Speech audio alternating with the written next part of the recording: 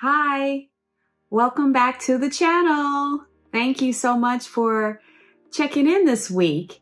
So I wanted to give you a little bit of an update on my COVID experience. I just wanted to follow up from the last video. I made it through. But yeah, it was kind of rough. For those of you who didn't see the last video, please click on the link for the video right before this one, and it will give you a little bit of information about what was going on with me after I had my COVID vaccine. I share a little bit about what happened with the COVID shot number 1 and the COVID shot number 2, but only up to a certain point with the COVID shot number 2. And so that's why today, before I start my video about buyers, I wanted to just give you that final update. So after my COVID shot, the second one, I went home and I rested.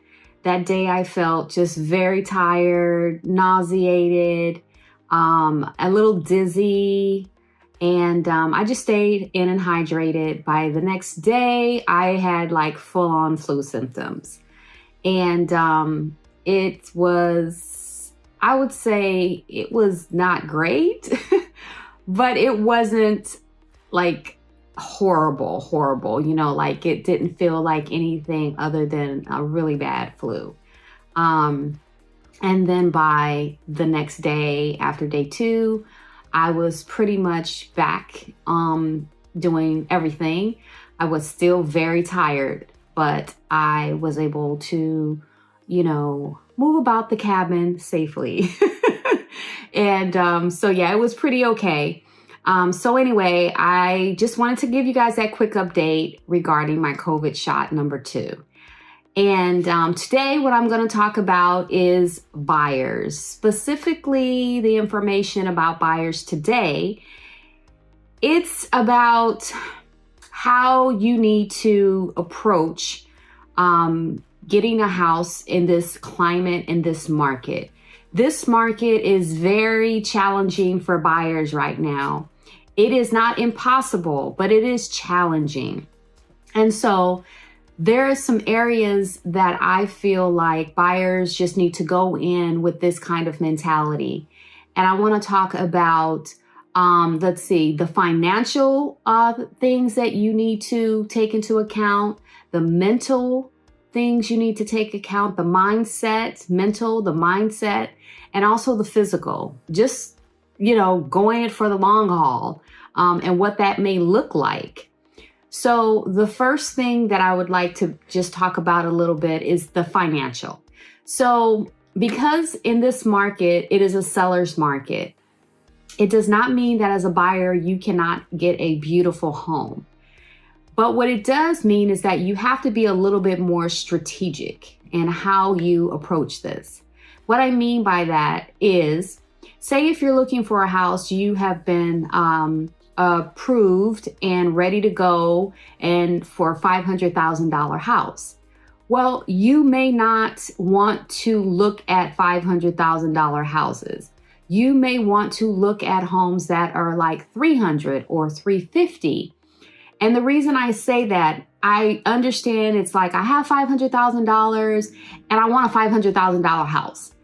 Well, if you go for something at a lower price point, then you have more room to negotiate, more room to compete with those buyers that are coming in from possibly selling a home previously and just having cash, or just being approved for more. And so they have more wiggle room.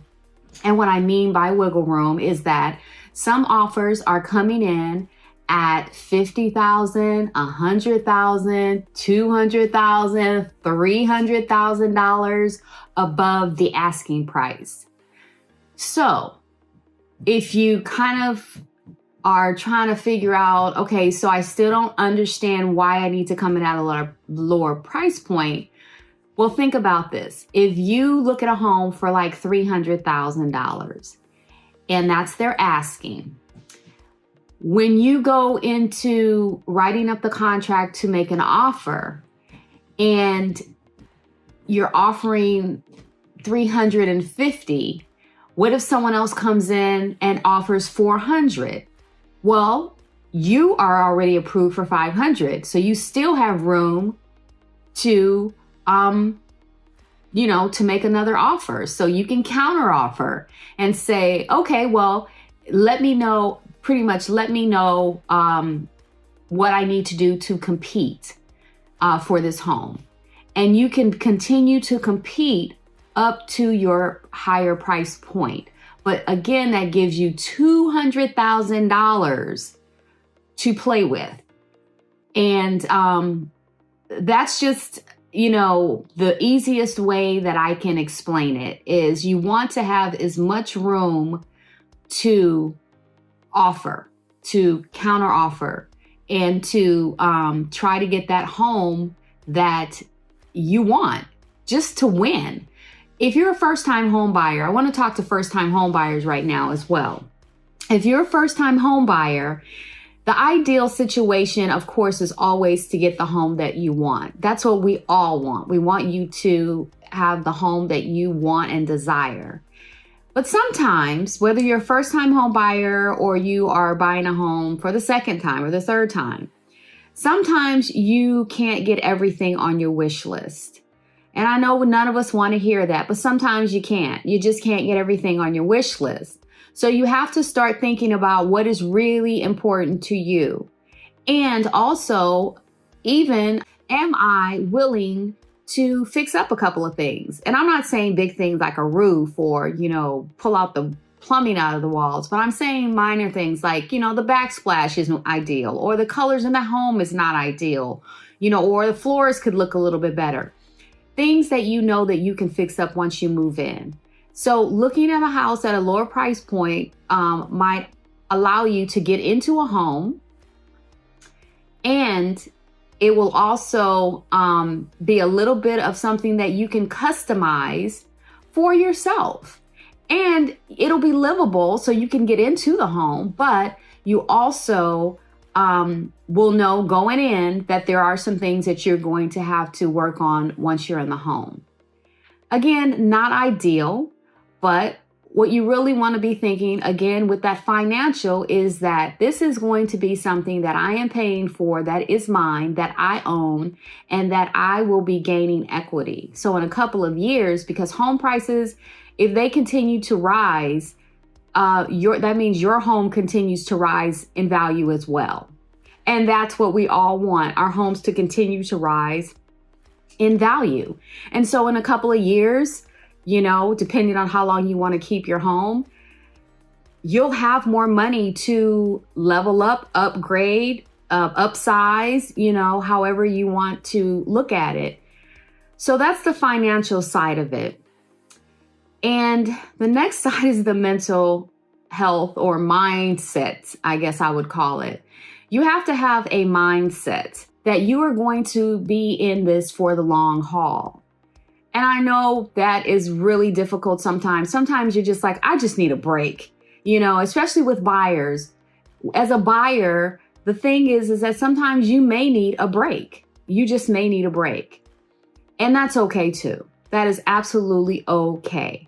You can tell your agent, especially if you've been, making offers on home after offer on home after offer on home, and you're just getting turned down and you're just like burnt out and feeling really, kind of defeated. Take a break if that's what you need. But for some, they just want to push through. They are ready to win. They are ready to get that home, and they're going to do whatever it takes, whatever mindset you're in. And if that mindset changes from one day to the next, just communicate with your real estate agent so that you guys are always on the same page and that you don't feel like you're overwhelmed at any given point.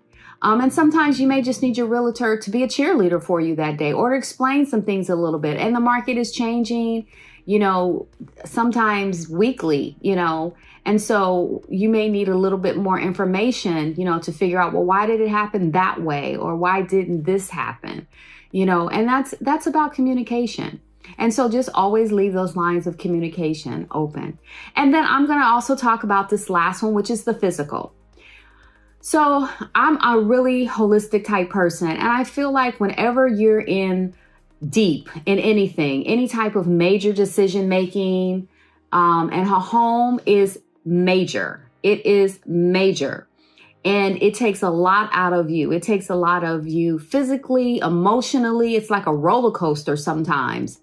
And so, of course, the end result is amazing. You're excited, you're happy, you got what you want, but physically it can really be taxing. And so I would just say, if you're not a person that normally exercises, maybe when you're stressing out and things are just feeling a little overwhelmed with this whole housing process, take some walks, meditate, try to center yourself to help you feel at your best, because life goes on no matter what we're doing. And if we're trying to buy a house, life still goes on. Kids go on, husbands go on, wives go on, family goes on, work goes on, community goes on, life goes on, right?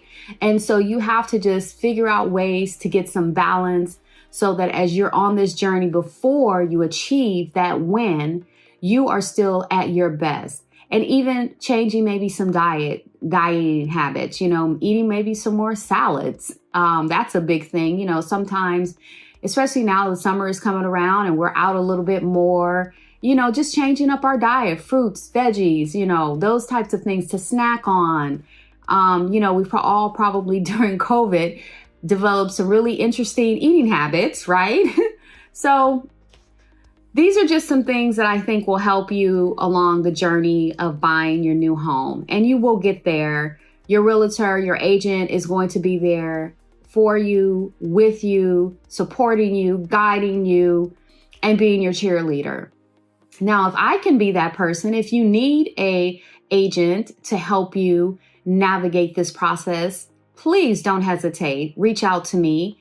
My contact information is on all of my social media, and it's also available. If you just leave me a comment, I will reach back out to you from this video. But the best way to reach me is either to call me, reach me on social media, or email me. Any of those avenues is perfect. So one of the things I always like to say, because I absolutely love this saying, is that, it is very interesting that our homes are where we live, where we grow, where we find new things to do with our life, where we find new family. And that means that comes from our communities. And so our home is our roots, but our home is also our wings, because it also is something that helps us to elevate to the next level, and whatever that is. That could be putting being able to have enough equity in your home to take it out to put your kids through college, or that could be taking the equity out to move, or that could just be paying off your home so that you can pass it on to your children or your grandchildren. But it gives us roots and it gives us wings. And that's one of the reasons I love, love, love being a realtor. It's because I can help families achieve that. So until the next video, I look forward to hearing about anything that you would like to leave in the comments. And please subscribe and click the notification button so that you can get all the videos and updates. I can't wait for you to leave comments and tell me how much you enjoyed this video, or if you need more information, please leave comments or reach out to me. Thank you so much. Have a great week.